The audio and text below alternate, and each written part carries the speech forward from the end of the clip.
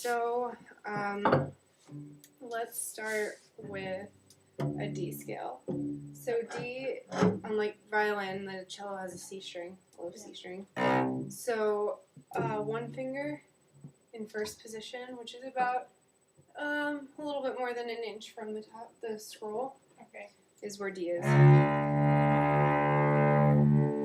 Okay, so before we start the scale, there's two different hand positions. There's what we're going to be using is what I call the regular hand position, which is almost like if you're making a high five.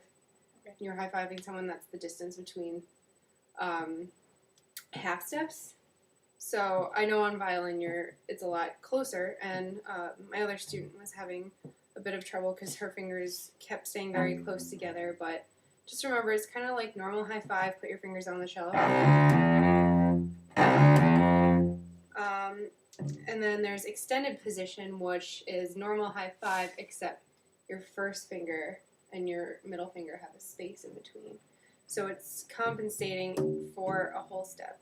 So this to this finger would be a half step, this to this would be a half step, and this to this would be a half step. Okay. So you want to put your second finger where your third finger would go. Okay. So this is an extension, and that's do, re, mi on the scale. So the first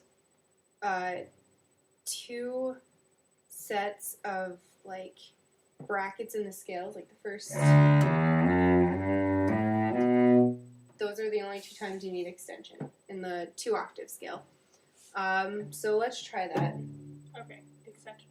Yeah, so we're going to play a D. And then an E. And then an F sharp. I know, it's really hard, like I said. Even like in class, just like stretch your hand out. You'll get used to it because you're used to like not having to move anywhere.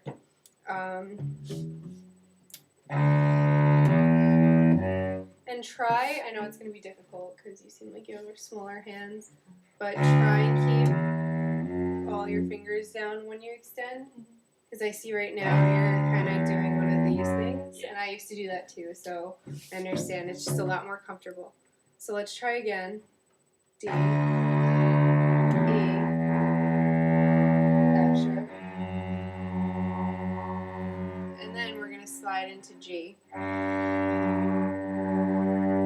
And an easy way to find G is if you slide your thumb down to where it's comfortable, just kind of resting there, not really pressing too hard, and then you line up your thumb with your first finger. Can you just turn the cello and let's see. Yes, just like that. And if you play it, it should match up with the open G next to it. There you go. So remember when you shift, you're coming from the F sharp.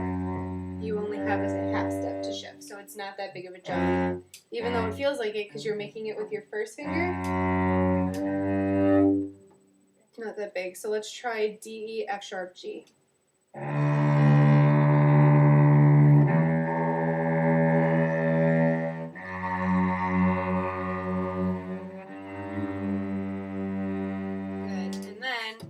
We're going to go, this is a little bit tricky because you're going into a position where this is in your way. So kind of bring your hand up over like the bow of the cello, which is G, A, B. There you go. Okay, so let's do the first octave of the scale to there.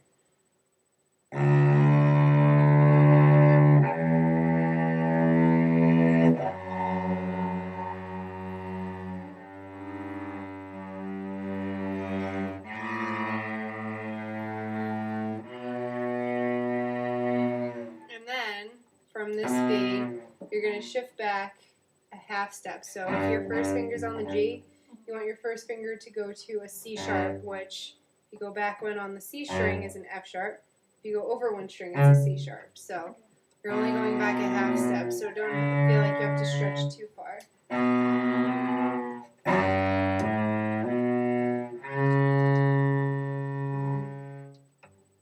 So G, A,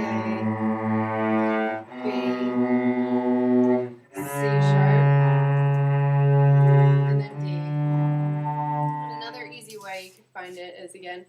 rest your thumb down comfortably, and then line your second finger up with it. Okay. That's going to be your D. And you can check it with the open string. And then just one finger back is your C sharp. And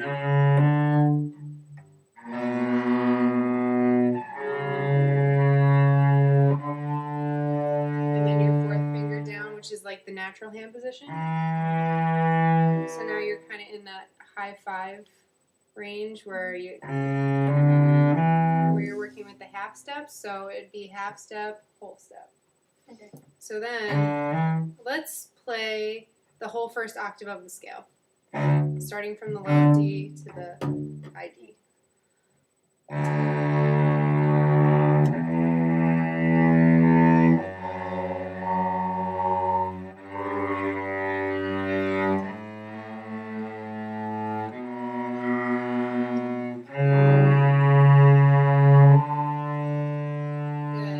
So let me just make sure this is, my computer turns off sometimes because it's on a battery saving mode. So then fourth finger down is E, and this is your second octave. So now this gets a little tough because you're shifting back to a different position. You want to put where your second finger on the G, and you're going to go to the F sharp, which is one back. So this is a lot of fingerboard geography too. So if you're having trouble finding where you need to be on the cello, I know I have another book, which maybe I'll introduce next week's lesson, fingerboard geography, and it just has you go around and say, okay, 2 fingers in first position, I'm playing in F natural. Second finger in fourth position is a B flat. So like, it has your naming notes, so I'll bring that in next week. But for now, line your fourth finger up, kind of where that D would be, on the next string over. And check in with your A. There you go. And then second finger. And you can check it with your open string. And then one finger back would be your F sharp. So like that's just going to take a while to find. So let's go from the D, and then we'll move into that position. So D, E, stretching back a whole step to the F sharp, G, and then A, and reaching back a whole step into first position, the B, and then C sharp, 3, and then your D. So let's do that whole octave again slowly. So second finger on the D, D, E, stretching back a whole step, F sharp, and then G, A,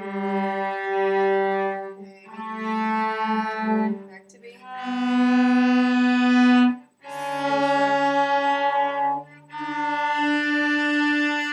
okay. Let's go back down all the way, and then I want to make a comment about your bow hand quick, and then we'll try the whole scale like all together, and I'll put the drone on so we can keep in tune.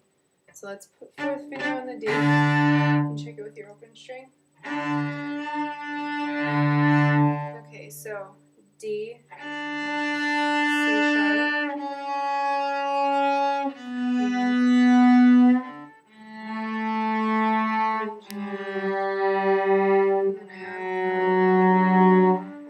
down to the E, C sharp, stretch,